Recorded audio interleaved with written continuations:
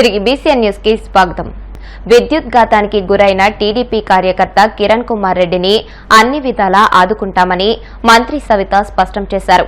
కడప నగరంలోని ఓ private super speciality ఆసుపత్రిలో చికిత్స పొందుతున్న కిరణ్ కుమార్ ను కమలాపురం ఎమ్మెల్యే చైతన్యరెడ్డితో కలిసి ఇన్ఛార్జి మంత్రి సవిత పరామర్శించారు. ప్రమాదం జరిగిన తీరును కిరణ్ కుమార్ రెడ్డిని అడిగి తెలుసుకున్నారు. కిరణ్ ఆరోగ్య పరిస్థితి, అందిస్తున్న వైద్య సేవల గురించి ఆసుపత్రి వైద్యులను అడిగి తెలుసుకున్నారు. కుమారుడు విద్యుత్ షాక్ కు గురి కావడంతో కన్నీరు మున్నీరుగా విలపిస్తున్న తల్లిని మంత్రి సవిత ఓదార్చారు. సీఎం చంద్రబాబు, మంత్రి లోకేష్ అన్ని విధాలా అండగా ఉంటారని భరోసా ఇచ్చారు.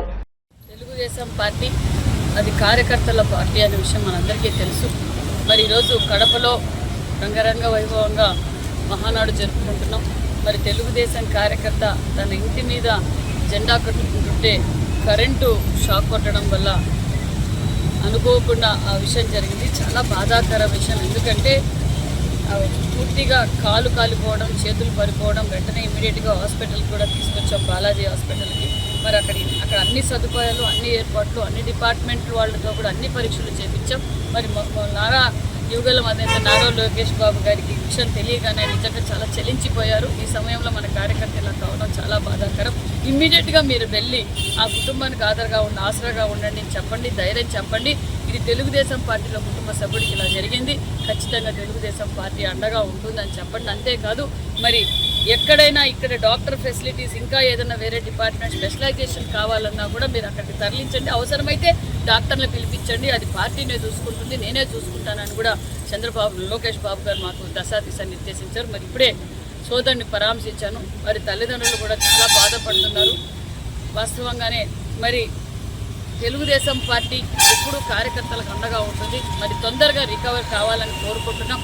అదేవిధంగా మరి తెలుగుదేశం కార్యకర్త ఎంత నిబద్ధత కలిగిన వ్యక్తి అంటే, బెడ్ మీద ఉన్నప్పుడు కూడా ఆ అబ్బాయి ఒకటే చెప్తున్నాడు, మేడం మీరు వెళ్ళండి, నేను బాగున్నాను, మన మహానాడు సక్సెస్ కావాలా, జై తెలుగుదేశం, జై లోకేష్ బాబు గారు అని చెప్పడం ఎంత గర్వంగా ఉందంటే ఆ తెలుగుదేశం పార్టీ కార్యకర్త ఎంత మనోనిర్భరంతో ఉన్నారన్న విషయం కూడా తెలియజేస్తూ ఆ కుటుంబానికి ఎల్లవేళలా పార్టీ నారా లోకేష్ బాబు గారు అండగా ఉంటామని కూడా తెలియజేస్తున్నాం. ఒక దురదృష్టకర ఇన్సిడెంట్ జరిగింది. తెలుగుదేశం కార్యకర్త ఇంటిపైన జెండా కడుతూ కరెంటు లైన్ తగిలి ఆ జెండా కర్ర మొత్తం కాలిపోవడం జరిగింది. దురదృష్టవశాత్తు అతను బతకుండగానే ఇక్కడికి తీసుకొచ్చి హాస్పిటల్ చేర్చారు. అయినప్పటికీ కూడా కాలు పూర్తిగా కాలిపోయింది, చేతులు కాలిపోయి ఉన్నాయి. చాలా ఇబ్బందికర పరిస్థితులు హాస్పిటల్ చేశారు. అతను 72 అవర్స్ వరకు జరుగుతుంది కాబట్టి ఇప్పుడు కొంచెం కోలుకుంటున్నాడు. ఈ విషయం మా యువ నాయకుడు నారా లోకేష్ గారికి తెలిసిన వెంటనే చాలా చెల్లించిపోయిందంటే, నిజంగా స్టేజ్ మీద కొద్దిసేపు ఇంత జరిగిందా, ఏది జరగకూడదని అనుకున్నాము, జరిగిందని చాలాసేపు బాధపడడం కూడా జరిగింది. ఆయన మా ముందు తక్షణమే మంత్రి గారికి మమ్మల్ని పోయి పరామర్శించి ఆ కుటుంబానికి అండగా ఉండాలి, ఎంత ఖర్చైనా పర్వాలా హాస్పిటల్లో మొత్తం చూపించే బాధ్యత మంది అని చెప్పున్నారు. అదనంగా ఆ కుటుంబానికి ఆర్థికంగా కూడా సాయం చేయాలని చెప్పేసి మంత్రి గారిని కూడా ఆదేశించడం జరిగింది. ఇక్కడికి రావడానికి పోలీసులు అందరూ అక్కడ ఉన్నారు కాబట్టి, పోలీసులంతా మొత్తం ఈ అరేంజ్మెంట్స్లో ఉన్నారు కాబట్టి కొంచెం ఇబ్బంది అవుతుందని ఆయనకు చెప్పడం వల్ల అదే పేరు కాకపోతే ఖచ్చితంగా మళ్ళా కూడా అందరినీ కూడా పరామర్శిస్తామని చెప్పారు. కుటుంబానికి అన్ని విధాలుగా ఆదుకుంటామని చెప్పేసి లోకేష్ గారు మరీ అంబేద్కర్ కోనసీమ జిల్లాలో మరో విషాదం చోటు చేసుకుంది. గోదావరిలో స్నానాలు చేయడానికి వచ్చి 3 విద్యార్థులు గల్లంతైన సంఘటన మంగళవారం సాయంత్రం చోటు చేసుకుంది. పి గన్నవరం మండలం నాగులంకకు, పెద్దలంకకు చెందిన 5 విద్యార్థులు పశ్చిమ గోదావరి జిల్లా ఆచంట మండలం అయోధ్య లంక పంచాయతీ పరిధిలోని రావిలంక వశిష్ఠ గోదావరిలో సాయంత్రం 5 గంటల సమయంలో స్నానాలు చేయడానికి వచ్చారు. వీరిలో నాగులంకకు చెందిన కేతా ప్రవీణ్, సానబోయిన సూర్యతేజ, పెద్దలంకకు చెందిన నీతుపూడి పౌల్ కుమార్ గోదావరిలో దిగారు. మరో 2 విద్యార్థులు గట్టుపైన ఉన్నారు.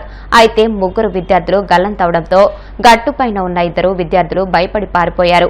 గోదావరిలో విద్యార్థులు గల్లంతయ్యారన్న విషయం తెలుసుకున్న తహసీల్దార్ జి కనకరాజు, ఎస్ఐ వెంకటరమణ గజ ఈతగాలతో గాలింపు చర్యలు చేపట్టిన మంగళవారం రాత్రి వరకు ఆచూకీ లభించలేదు.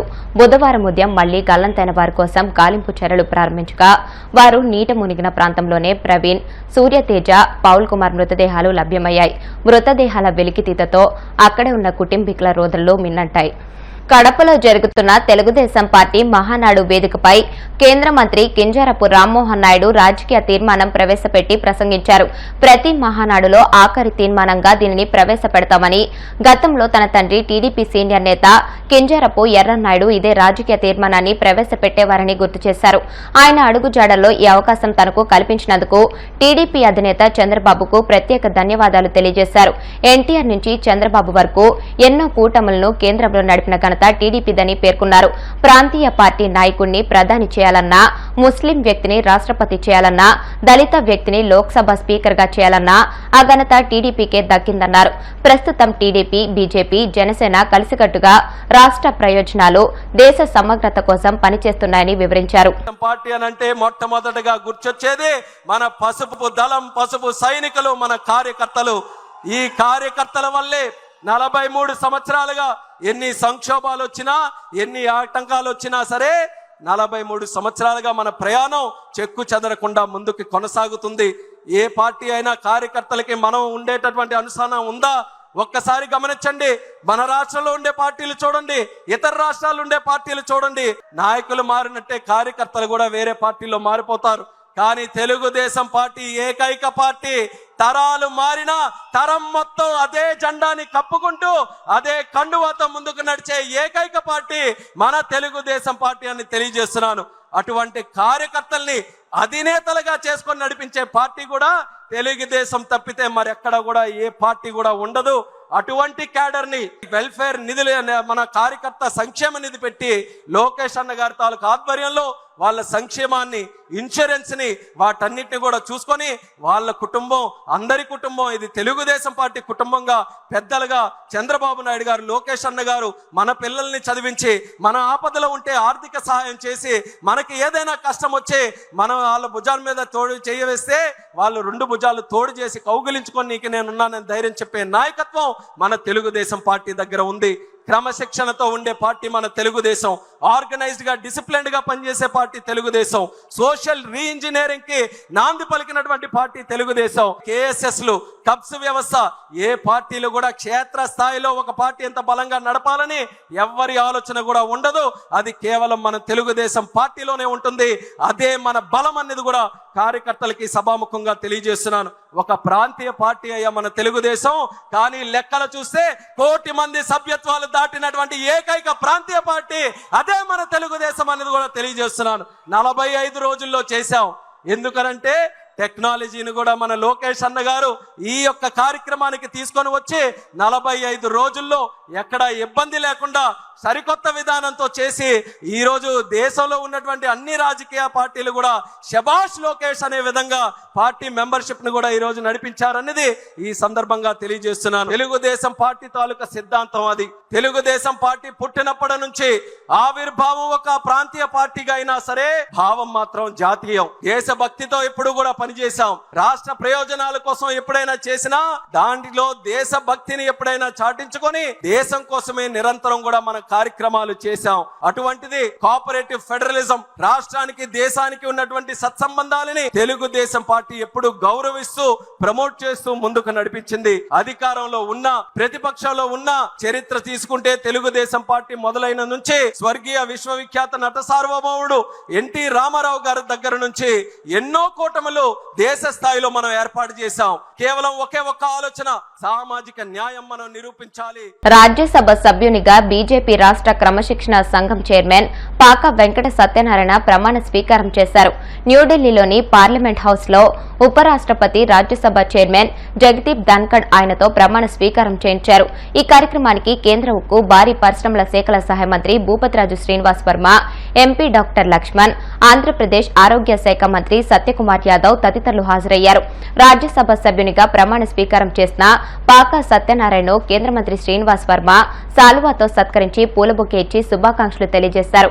పాక సత్యనారాయణకు రాజ్యసభ సభ్యునిగా చేయడం ద్వారా బీజేపీలో క్రమశిక్షణతో పనిచేసే వారికి తప్పక గుర్తింపు ఉంటుందని మరోసారి రుజువైందని శ్రీనివాస్ వర్మ పేర్కొన్నారు. ప్రమాణ స్వీకారం అనంతరం బీజేపీ జాతీయ అధ్యక్షుడు జేపీ నడ్డాను రాజ్యసభ సభ్యులు పాకా సత్యనారాయణ, కేంద్ర మంత్రి శ్రీనివాస్ వర్మ, మంత్రి సత్యకుమార్ యాదవ్ తదితరులు కలిశారు. తనకు రాజ్యసభ సభ్యునిగా అవకాశం కల్పించినందుకు పాకా సత్యనారాయణ నడ్డాను శాలువాతో సత్కరించి కృతజ్ఞతలు తెలియజేశారు. కలియుగ ప్రత్యక్ష దైవం తిరుమల శ్రీ వెంకటేశ్వర స్వామి వారిని సినీ నటి శ్రియా శరణ్ దర్శించుకున్నారు. ఉదయం శ్రీవారి సుప్రభాత సేవలో పాల్గొని మొక్కులు చెల్లించుకున్నారు. దర్శనానంతరం వీరికి రంగనాయకుల మండపంలో వేద పండితులు వేదాశీర్వచనం అందించగా ఆలయ అధికారులు స్వామివారి తీర్థ ప్రసాదాలు అందజేసి పట్టువస్త్రంతో సత్కరించారు. వార్తలు ముగించే ముందు ముఖ్యాంశాలు మరొకసారి. అభివృద్ధి సంక్షేమమే ధ్యేయంగా కూటమి ప్రభుత్వం పనిచేస్తుంది. కడప మహానాడులో మంత్రి బీసీ జనార్దన్ రెడ్డి స్పష్టీకరణ. వైసీపీ ప్రభుత్వ విధానాలు నచ్చక ఎదిరించి పోరాడానన్న టీడీపీ ఎమ్మెల్యే కోటంరెడ్డి శ్రీధర్ రెడ్డి. టీడీపీ కుటుంబం తనను హక్కున చేర్చుకుందని భావోద్వేగం. సీఎం చంద్రబాబును ఉద్దేశించి మాజీ మంత్రి పేర్ని నాని మరోసారి సంచలన వ్యాఖ్యలు. చంద్రబాబు చేసిన పాపాలు ఊరికే పోవని వ్యాఖ్య.